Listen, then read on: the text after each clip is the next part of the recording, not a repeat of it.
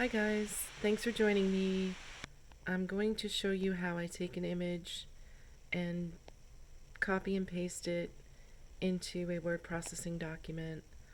Um, this is my board called Flowers for Fairy Jars on Pinterest, and this is where I save a lot of my images that I want to use in my art projects, decoupage, painted rocks, things like that.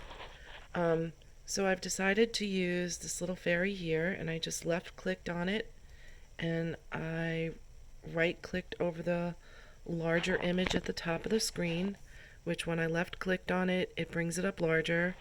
And I'm going to select copy image with my left click. I'm going to go down to a word processing document.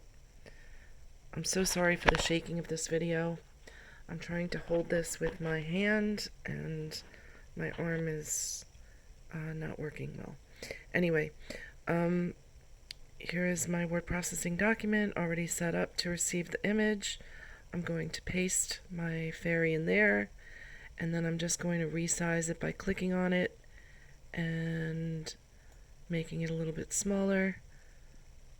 And I'm going to print this out on a piece of wax paper that I have placed in the rear tray of my printer. All of those steps should be included in this blog post, and that's it.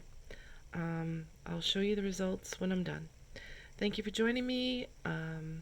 This is a very easy way to get most images that you can find on the internet. Copy and paste them into a word processing doc and then print it out from there. It makes a lot of images very accessible to you to use for projects. Alright, I thank you for joining me. I'll see you in the next video. If you have any questions, please leave them in the comments. Take care.